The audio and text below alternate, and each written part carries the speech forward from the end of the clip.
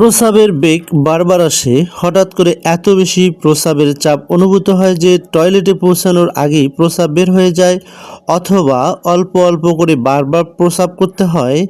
এ ধরনের সমস্যাকে অনেক সময় ওভারঅ্যাক্টিভ ব্লাডার অর্থাৎ অতি সক্রিয় মূত্রথলি বলা হয়ে থাকে। আজকের ভিডিওতে আমরা জানবো ইউকল-2 ট্যাবলেট সম্পর্কে। এই ঔষধটির জেনেরিক নাম হলো টলটেরোডিন টার্ট্রেট 2 mg। ইউকল-2 ট্যাবলেটটি কী কাজে ব্যবহার করতে হয়, কিভাবে কাজ করে, সাধারণ পার্শ্ব প্রতিক্রিয়া কী, কারা এই ওষুধটি খাওয়ার ব্যাপারে সতর্ক থাকবেন, কোন অবস্থায় চিকিৎসকের পরামর্শ নেওয়া জরুরি, সব কিছু সহজ ভাষায় জানাবো আজকের এই ভিডিওতে। তাই পুরো ভিডিওটি দেখার রিকোয়েস্ট করতেছি। প্রথমে আমরা জানবো ইউকল-2 ট্যাবলেটটি কী। ইউকল-2 ট্যাবলেটে রয়েছে টলটেরোডিন টার্ট্রেট 2 mg। আর এই টলটেরোডিন হলো একটি অ্যান্টিমাস্কারিনিক বা অ্যান্টিকোলিনার্জিক ধরনের ঔষধ। এটি মূলত মূত্রথলির অতিরিক্ত সংকোচন কমাতে সাহায্য করে। এবারে জানবো কোন কোন সমস্যার জন্য এই ট্যাবলেটটি দেওয়া হয়ে থাকে। ইউকল-2 ট্যাবলেটটি সাধারণত ওভারঅ্যাক্টিভ ব্লাডার বা ওএবি এর কিছু উপসর্গ নিয়ন্ত্রণে ব্যবহার করা হয়ে থাকে, যেমন প্রথমত বারবার প্রস্রাবের বেগ আসা, দ্বিতীয়ত হঠাৎ খুব তীব্র প্রস্রাবের চাপ অনুভূত হওয়া, তৃতীয়ত প্রস্রাবের চাপ সামলাতে না পারে অনিচ্ছাকৃতভাবে প্রস্রাব বের হয়ে যাওয়া।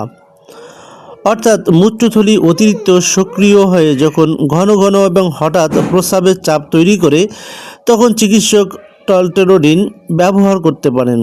এবারে জানবো ট্যাবলেটটি কিভাবে কাজ করে। এবার আসি সবথেকে গুরুত্বপূর্ণ বিষয়, সেটি হচ্ছে ইউকল-2 ট্যাবলেটটি কিভাবে কাজ করে।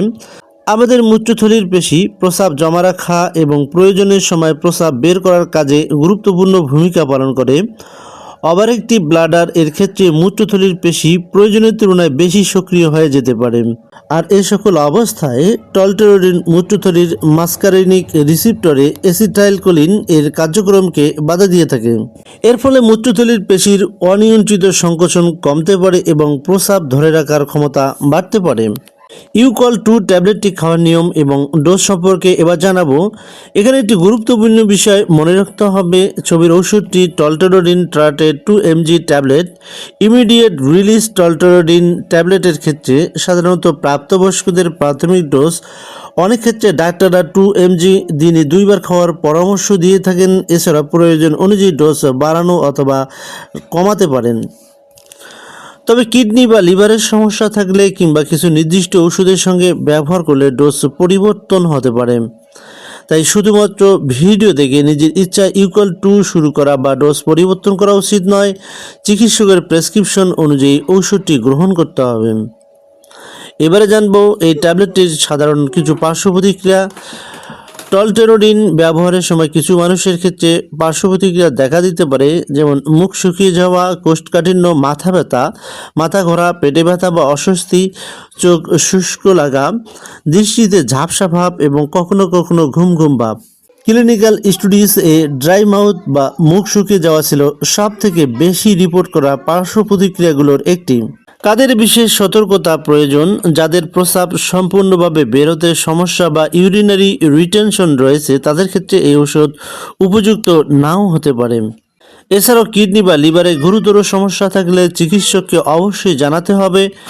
এছাড়াও কিছু ঔষধ, বিশেষ করে শক্তিশালী CYP3A4 ইনহিবিটর, যেমন কিছু অ্যান্টিফাঙ্গাল বা অ্যান্টিবায়োটিকের সঙ্গে টলটেরোডিন এর ইন্টারেকশন হতে পারে। এছাড়াও হৃদরোগের ক্ষেত্রে সতর্কতা, যাদের আগে থেকে কিউটি প্রলঙ্গেশন বা কিছু নির্দিষ্ট হৃদযন্ত্রের রাইটামের সমস্যা রয়েছে, তাদের ক্ষেত্রে চিকিৎসকের বিশেষ প্রয়োজন হতে পারে। গর্ভাবস্থা এবং বুকের দুধ খাওয়ানোর সময় এই ওষুধটি খাওয়ার নিয়ম।